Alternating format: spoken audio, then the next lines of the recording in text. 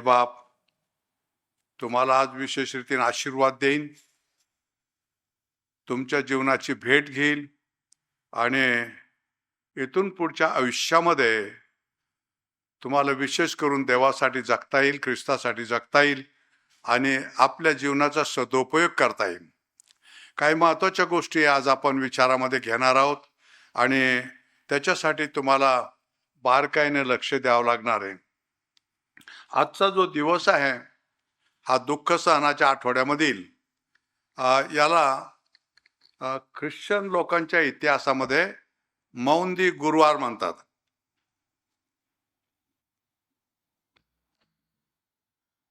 हा शब्द युरोपियन भाषेमधून आलेला आहे आणि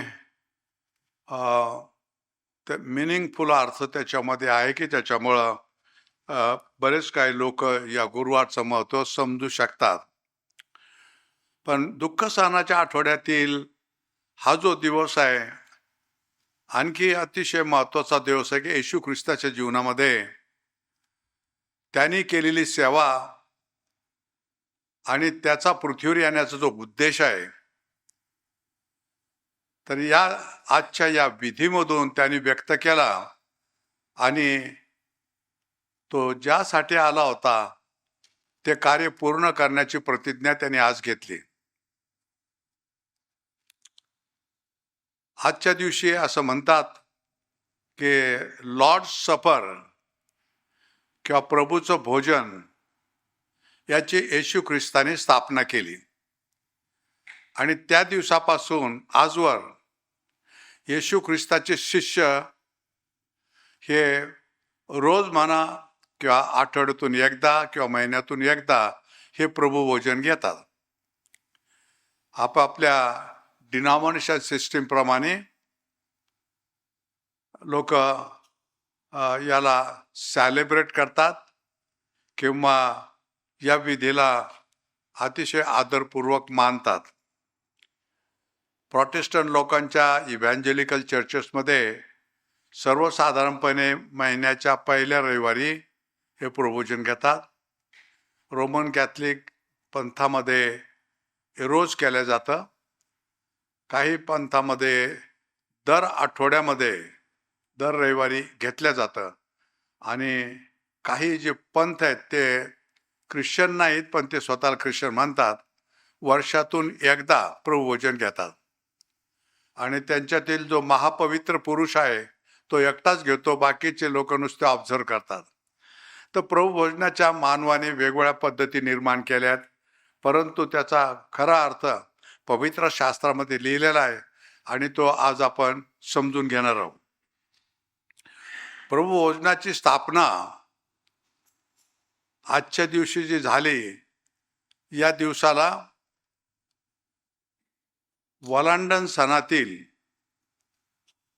हा विशेष दिवस आहे आणि हा बेखमीर भाकरीचा सण चालू असताना हा या दिवशी वलांडनाचं भोजन खाण्याचा दिवस आहे.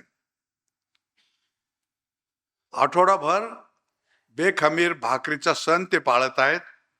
त्याच्यामध्ये घराची स्वच्छता, कपड्याची स्वच्छता, जीवनाची स्वच्छता, व्यवहारातील स्वच्छता, सगळ्यात चुकीच्या गोष्टी काढून टाकायच्या आणि शारीरिक दृष्टिकोनातून निर्मळता, आध्यात्मिक जीवनामध्ये सुद्धा शुद्धता आणि परमेश्वरासंगती चांगले संबंध प्रस्थापित करण्याचा हा बेखमीर भाकरीचा सण आहे. मागच्या वेळेस मी आपल्याला सांगितलं होतं की खमीर म्हणजे पाप असं एक दर्शक पवित्र शास्त्रात आहे आणि म्हणून यहुदी लोकांच्या जीवनामध्ये बिना खमीराचं जीवन जगायचं, बिना खमीराचे व्यवहार करायचे, बिना खमीराचं भोजन खायचं आणि म्हणजे ज्याच्यामध्ये मलिनता नाही, सडण्याची प्रक्रिया नाही, ज्याच्यामध्ये शुद्धता आहे, असं जीवन त्या आठवड्यामध्ये तयार करायचं, पालन करायचं, वर्षभर त्या गोष्टी जीवनामध्ये सांभाळायच्या. तर हा बेखमीर भाकरीच्या सणामधील वलांडनाचं भोजन करण्याचा हा गुरुवारचा दिवस आहे. आता या दिवशी येशू ख्रिस्ताने प्रभू भोजनाची स्थापना केली. तर हे जे जेवण होतं ज्याच्यामध्ये भाकर आणि द्राक्षरस वापरला गेला, ते जेवण हे वलांडण सणाचं विशेष जेवण होतं. आणि या जेवणाचे पदार्थ त्यांचं जेवण झाल्यानंतर येशू ख्रिस्ताच्या स्वतःच्या हिश्श्याची भाकर आणि प्याला त्यांनी हा विधी स्थापन करण्यासाठी वापरला. आता हे जे पासोवर मील किंवा वलांडणाचं भोजन हे नेमकं काय आहे? कारण या पार्श्वभूमीवर ते प्रभू भोजनाची स्थापना झाली आहे आणि ही गोष्ट आज आपण समजून घेऊ, जीवनामध्ये पडताळणी करू आणि त्याच्यामधून काय चांगलं घेता येईल ते आपण घेऊया. इस्रायल लोक मिस्रच्या गुलामीत होते आणि 400 वर्षे गुलामी ते भोगत होते.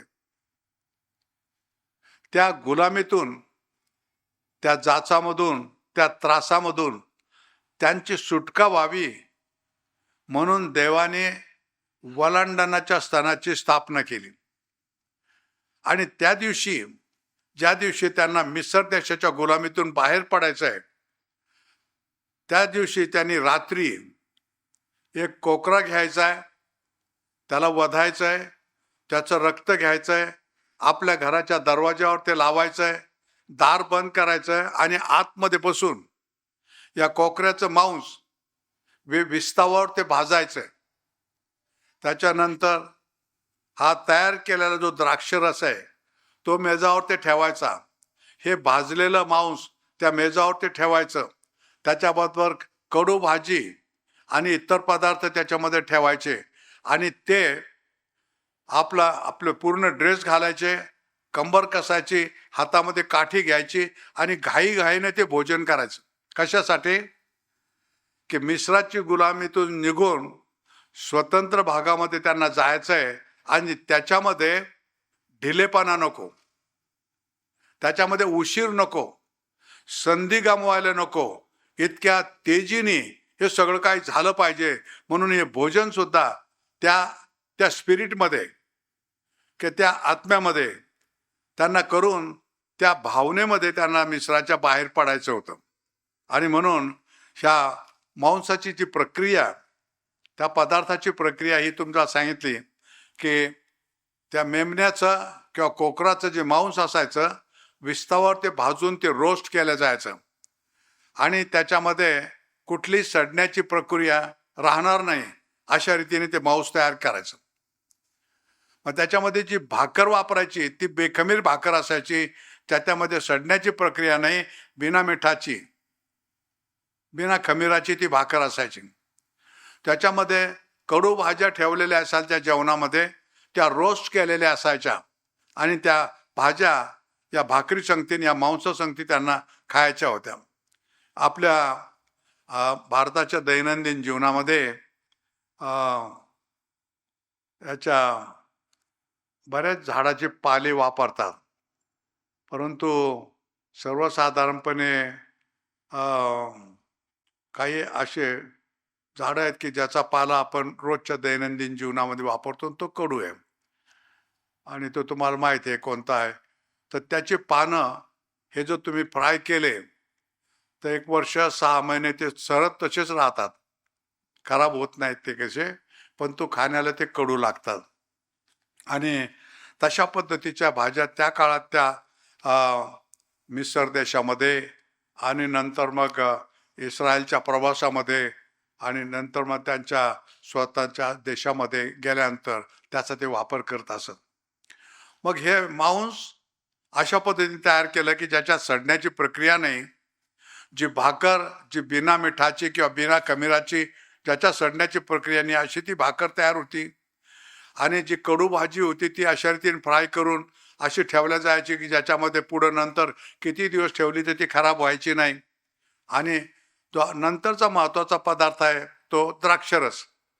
तर द्राक्षरसामध्ये आम्लता आहे. द्राक्षरस हा ठेवला तर तो आंबट बनतो, दुसऱ्या दिवशी तिसऱ्या दिवशी सडायला लागतो, त्याच्यामध्ये गाळ असतो. परंतु या भोजनामध्ये जो द्राक्षरस वापरला जायचा तर त्याला सर्वसाधारणपणे द्राक्षरस तयार केल्यानंतर तो उन्हात ठेवायचा जारमध्ये आणि दुसऱ्या दिवशी फिल्टर करून घ्यायचा, तिसऱ्या दिवशी परत ठेवायचा, नंतर फिल्टर करून घ्यायचा आणि अशा 2-3 दिवसाच्या उन्हाच्या याच्यामध्ये त्याचा गाळ संपूर्ण निघून जायचा आणि नंतर त्याच्यातली आमदार पूर्ण निघून जायची आणि नंतर कधी तो खराब व्हायचा नाही. तर अशा द्राक्षाचा प्याला त्या जेवणावरती असायचा. म्हणजे जे सगळे पदार्थ होते त्याच्यामध्ये सडण्याची प्रक्रिया कोणामध्ये नव्हती आणि म्हणून त्यांना अशा पद्धतीने ते खायचं होतं की त्यांचं जीवन बेखमीर भाकरीच्या सणामध्ये आज सण पाळत होतं.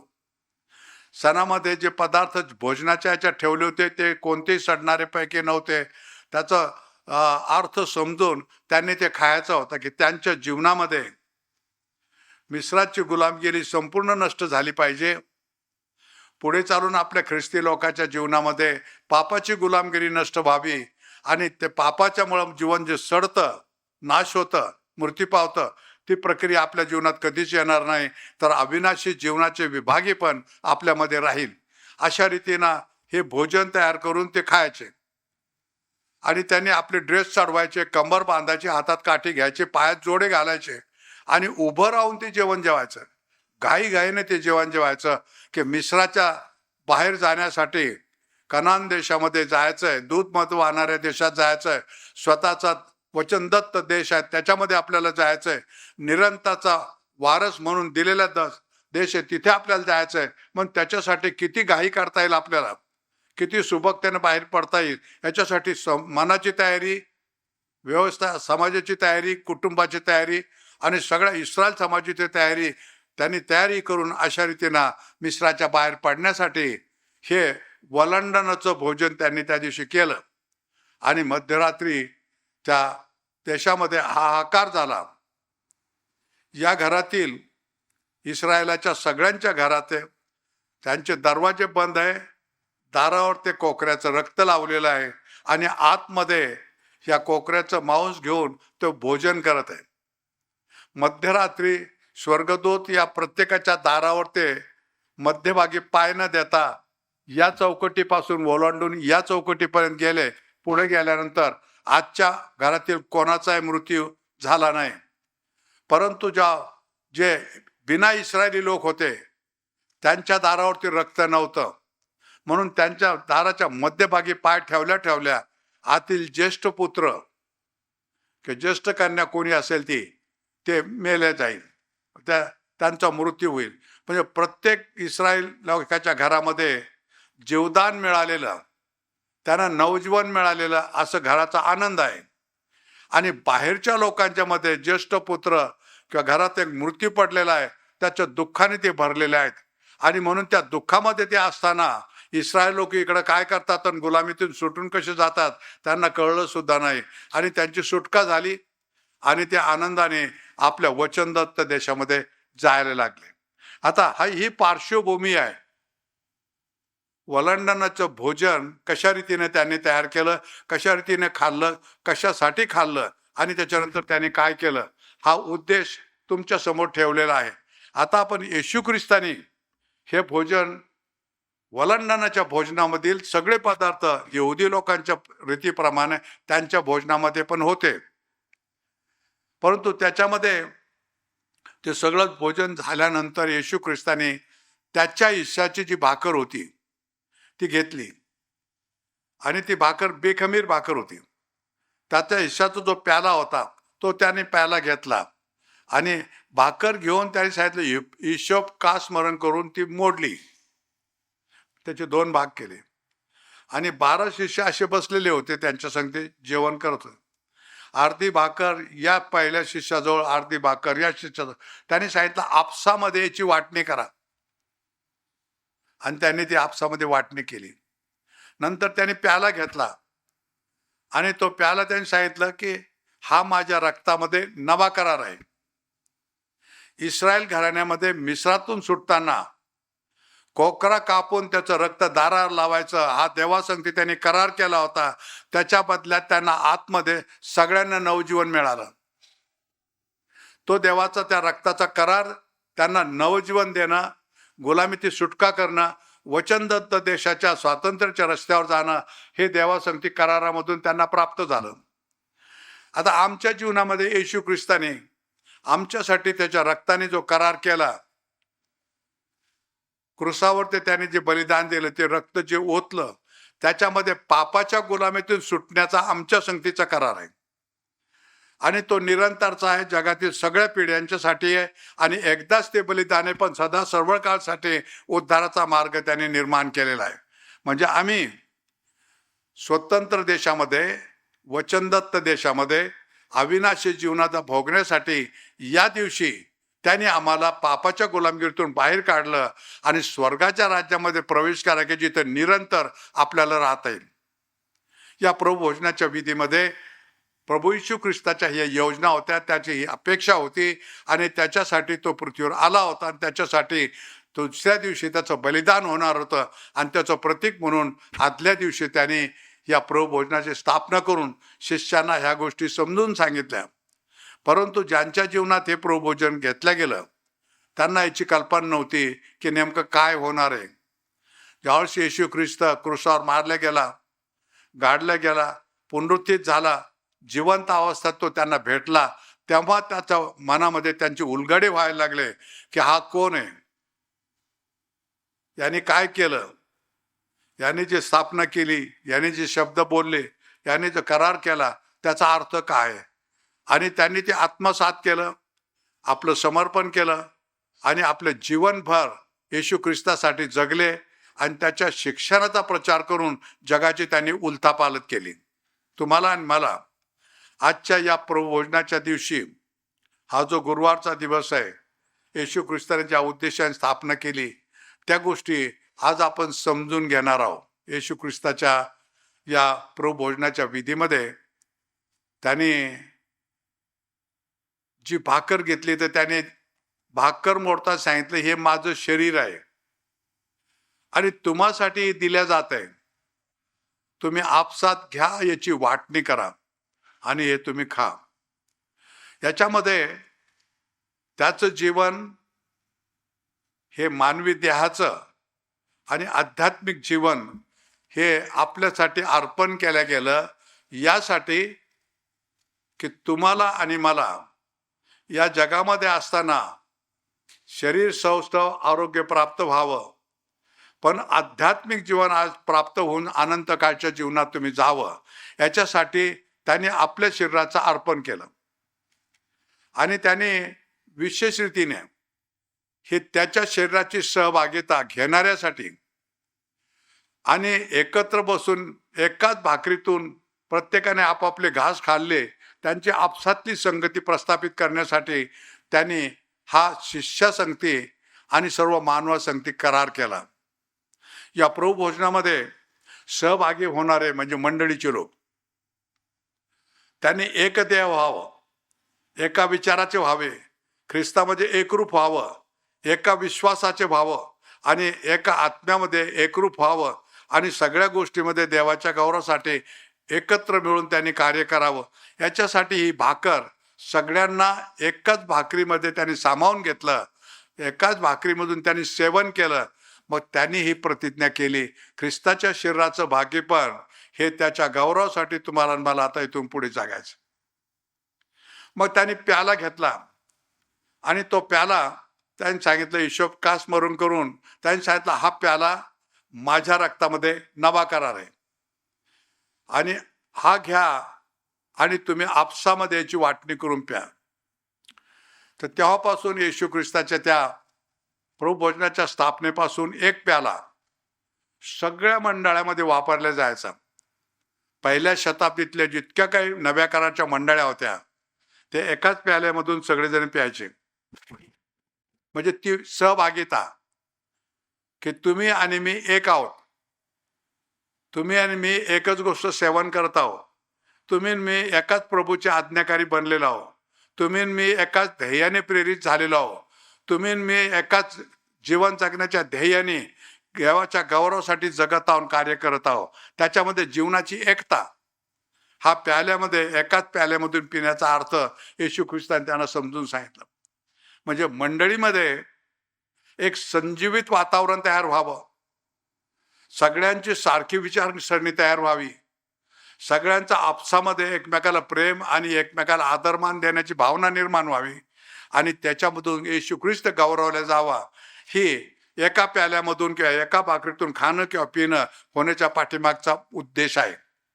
या प्रभुभोजनामध्ये प्रत्येक प्रभुभोजन घेणारा येशू ख्रिस्ता संगती समरस होतो आणि प्रत्येक प्रभुभोजन घेणारा आपसामध्ये त्यांची एक पवित्र संगती तयार होते आणि त्याच्यामुळं मंडळी हे ख्रिस्ताचं शरीर बनते, मंडळी ही ख्रिस्ताचं जीवात्मा बनते, मंडळी ही येशू ख्रिस्तासाठी प्रेरित होते, मंडळी येशू ख्रिस्ताच्या ध्येयाने प्रेरित होते आणि त्याच्या गौरवासाठी जगते, कार्य करते आणि त्याला जगामध्ये मानपान मिळवून देते आणि अनंतकालच्या जीवनाचा हक्क पण आपण प्राप्त करते. तर या प्रबोधनाच्या विधी हे अतिशय महत्वाचे काही विचार होते, ते आज तुमच्या समोर मांडलेले आहेत आणि त्याच्यावर तुम्हाला बारकाईनं विचार करायचा आहे. यहुदी लोकांच्या ह्याच्यामध्ये हे सगळे पदार्थ तिथं खात असताना ते अतिशय अर्थपूर्ण रीतीनं प्रत्येक पदार्थाचा स्पर्श करत असत, प्रत्येक पदार्थ खाताना त्याचं स्मरण करत असत, प्रत्येक पदार्थ खात असताना आपली जबाबदारी समजून घेत असत आणि त्याच्याप्रमाणे जी ॲक्शन त्यांना पुढं करायची ती संपूर्ण ॲक्शन ती करायची. तुमच्या माझ्या जीवनामध्ये सुद्धा प्रभू भोजनाच्या विधीमध्ये सहभागी झाल्यानंतर आपण ख्रिस्ताच्या संगती एकरूप होतो का, त्याला आपण जिव्हेभावे प्रेम करतो का, त्याला आपण समर्पण करतो का, त्याच्यासाठी जगण्याची प्रतिज्ञा करतो का, त्याच्यासाठी कार्य करतो का, आपल्या जीवनाचा पुष्कळसा भाग आहे त्याच्यासाठी वापरला गेला पाहिजे. आणि ज्यांच्या संगती मी प्रभुभोजन घेतो त्यांच्याबद्दल माझ्या मनात आदर आहे का, त्यांच्याबद्दल प्रेम आहे का, त्यांच्याबद्दल त्यांचं आणि माझं आम्ही एका कुटुंबाचे आहोत का, आम्ही एका बापाची लेकरं आहोत का, आम्ही एका घराण्याचे लेकरं आहोत का, आम्ही देवाच्या घरचे लोक आहोत का, अशा रीतीची भावना आपल्या मनात निर्माण झाली पाहिजे. तर ही मंडळी संजीवित होते, या मंडळीमध्ये सामर्थ्य तयार होतं आणि ही मंडळी जगाची उलथापालथ करण्यासाठी ख्रिस्ताच्या नावाने जगू लागते. प्रभुभोजनाच्या मुळं ह्या सगळ्या गोष्टी त्या काळात घडल्या, 2-3 शताब्दीपर्यंत याचा प्रभाव जगावरती होता आणि नंतर कालांतराने मग प्रभुभोजनाच्या विधीमध्ये बदल होत गेला. आणि सगळ्यात पहिला बदल हा झाला की त्या काळातील 3ऱ्या शताब्दीतल्या मंडळीने असा ठराव पास केला की पास्टर किंवा फादर यांनी या पदार्थावर ते प्रार्थना केली की हे ख्रिस्ताचं शरीर बनतं आणि हे ख्रिस्ताचं रक्त बनतं आणि म्हणून ते इतकं पवित्र आहे की आपल्या सगळ्यांना ते घेता येत नाही, पण त्याचं शरीर खाता येतं, रक्त पिता येत नाही. आणि तो विधी तसा झाला की फादरच्या किंवा पास्टरच्या प्रार्थनेने येशू ख्रिस्त तयार होतो, येशू ख्रिस्ताचं शरीर तयार होतं, येशू ख्रिस्ताचं रक्त तयार होतं आमच्या प्रार्थनेच्यामुळं. हा चमत्कार होतो. तर ही चुकीची भावना सत्य सिद्धांत, सत्य विश्वास, सत्यविधी याला बदलून टाकून मानवाला देवाचं अस्तित्व निर्माण करता येतं. त्या प्रार्थनेमध्ये चमत्कार की भाकरीला येशू ख्रिस्ताचं शरीर बनवता येतं आणि ह्या प्याल्याला किंवा या द्राक्षरसाला येशू ख्रिस्ताचं रक्त बनवता येतं. अशा चुकीच्या शिक्षणामध्ये तो समाज 3ऱ्या शताब्दीपासून आजपर्यंत चालत आहे. पुढे चालून 15व्या शताब्दीमध्ये आणखी दुसरा सिद्धांत प्रभुभोजनावर निर्माण झाला आणि तो हा की पास्टरमध्ये किंवा मनुष्यामध्ये किंवा देवाच्या सेवकामध्ये प्रभुभोजनाच्या विधीवर ते प्रार्थना करत असताना हे जे पदार्थ आहेत ते ख्रिस्ताचं शरीर बनत नाहीत आणि ख्रिस्ताचं रक्त बनत नाही, पण त्याच्या सदृश्य बनतात, त्याची समानता त्याच्यात येते. तर त्याच्या पहिल्या लोकांनी 100% सत्य बदलून टाकलं, या लोकांनी अर्ध सत्य बदलून टाकलं आणि तो समाज अजूनही 15व्या शताब्दीपासून आता हे 21व्या शताब्दीपर्यंत आहे. तर तो त्याच पद्धतीनं त्या चुकीच्या ह्याच्यात प्रभुभोजन घेत आहे. आणि 15व्या शताब्दीच्या नंतर 19व्या शताब्दीमध्ये जेव्हा क्रांती झाली, मोठं संजीवन आलं आणि इव्हँजेलिकल चर्चची स्थापना झाली, तर त्यांनी पूर्ण सत्य एकत्र आणलं आणि त्यांनी सांगितलं की भाकर आहे हे त्याच्या स्मरणार्थ आम्ही घेतो. हे भाकरीचं शरीर बनत नाही. आणि हा द्राक्षरस आहे त्याच्या संगती करार करणारा हा विचार आमच्या मनात येतो आणि तो त्याच्या संगती आम्ही घेतो. हे पदार्थ त्या पवित्र शरीरात बदलत नाही. आणि पूर्ण सत्यामध्ये इव्हँजेलिकल चर्च जगायला लागले. त्याच्यापैकी आपली एक मंडळी आहे आणि आपण सत्याप्रमाणे जीवन जगण्यासाठी प्रभोजनाच्या विधीमध्ये अर्थपूर्ण रीतीनं सहभागी झालं पाहिजे. ह्याची खूप एक महत्त्वाची बाब तुमच्या आणि माझ्या जीवनात आज आपल्याला शिकायला पाहिजे आणि त्याचं अनुसरण आपल्याला करायला पाहिजे. त्या गोष्टी आपल्या जीवनामध्ये समजून उमजून घेतल्या पाहिजे आणि त्या पुढून आपल्या जीवनात पालन केलं गेलं पाहिजे. ही अतिशय एक महत्त्वाची गोष्ट आहे. हा जो विधी स्थापन केला गेला त्याच्या पाठीमागं येशू ख्रिस्ताचे अतिशय महत्त्वाचे उद्देश होते आणि ते उद्देश आज मी तुमच्या समोर जे ठेवले त्याच्यामधून तुमच्या लक्षात आले असतील. आता आमचं जे कर्तव्य आहे एक ख्रिस्ती म्हणून, बॅप्टिझम झालेले लोक म्हणून, येशू ख्रिस्ताचं शिष्यत्व ज्यांनी स्वीकारलंय, बायबलचं सत्य ज्यांनी स्वीकारलंय, जे ख्रिस्तासाठी जगायला तयार आहे, त्यांनी आता ह्या गोष्टी समजून घेतल्या पाहिजे की प्रभू भोजन विधीमध्ये देवासंगती तुम्हाला समरस होता आलं पाहिजे. ही नक्कल नाही, गंमत जम्मत नाही, हे भावना नाहीत. सत्य अर्थाने देवामध्ये तुम्हाला विलीन होता आलं पाहिजे. एवढी जवळीक देवासंगती या विधीमधून तुमच्या जीवनात निर्माण झाली पाहिजे. आणि केव्हा होईल? आपल्या जीवनामध्ये चुकीच्या गोष्टी काढून टाकल्या तर देवासंगती समरस होणारा आत्मा आपल्याला मिळतो आणि मग तो आत्मा आपल्याला देवासंगती एकत्र मिळून त्याच्या गौरवासाठी जगायला लागतो. आणि ही गोष्ट तुमच्या माझ्या जीवनात आहे. ते येशू ख्रिस्ता संगती किंवा देवासंगती समरस होणं याच्यात तुम्हाला काही मोठं बलिदान करावं लागत नाही. परंतु आपली जी मंडळी आहे त्या मंडळी संगती एकरूप होणं याच्यामध्ये मात्र कटाक्षाने तुम्हाला बऱ्याच गोष्टीचा त्याग करावा लागतो. सर्वसाधारणपणे मंडळीचे लोक एकमेकाला आपल्यापेक्षा श्रेष्ठ समजत नाहीत. मी मोठा आहे, मी काय विशेष आहे, मला सलाम केला पाहिजे, मला लोकांनी मान दिला पाहिजे, माझ्या मागं पुढं पळायला पाहिजे, अशा भावनेने ख्रिस्ती समाज जगतो. पण प्रभू भोजन घेणाऱ्या व्यक्तीच्या मनात ही भावना पाहिजे की हे माझे बहीण भाऊ, हे माझ्यापेक्षा श्रेष्ठ आहेत, मी कनिष्ठ आहे, मी त्यांना सन्मान देईल, कारण हा सन्मान ख्रिस्तामध्ये त्यांना मिळाला पाहिजे आणि माझ्या जीवनाची नम्रता ही देवाला मान्य होते. तर देवासंगती समरूप होणं आणि बहीण भावासंगती एकरूप होणं ह्या गोष्टी प्रभू भोजन विधीमधून तुमच्या माझ्या जीवनामध्ये सिद्ध झाल्या पाहिजे. तर ही गोष्ट आपल्याला आजपासून पुढे करता येते. आजवर कदाचित या भावनेने आपण प्रभू भोजन घेतलं नसेल किंवा या उद्देशाला आपण समजून घेतलं नसेल, परंतु ही गोष्ट आपल्याला करता येऊ शकते. जीवनामधील काही चुकीच्या गोष्टी आहेत, पापाच्या गोष्टी आहेत, हा मृत झालेलं जीवन आहे, विचारसरणी आहे, ती सोडून दिली आणि सत्याचा पूर्णपणे स्वीकार केल्यानंतर ख्रिस्तमय जीवन जगायला लागलो तर आपोआप बाकीच्या गोष्टी ज्या देवाला पाहिजे त्या तर आपल्या जीवनातून घडतील आणि प्रभू भोजन विधी आपल्यासाठी आशीर्वाद आणेल.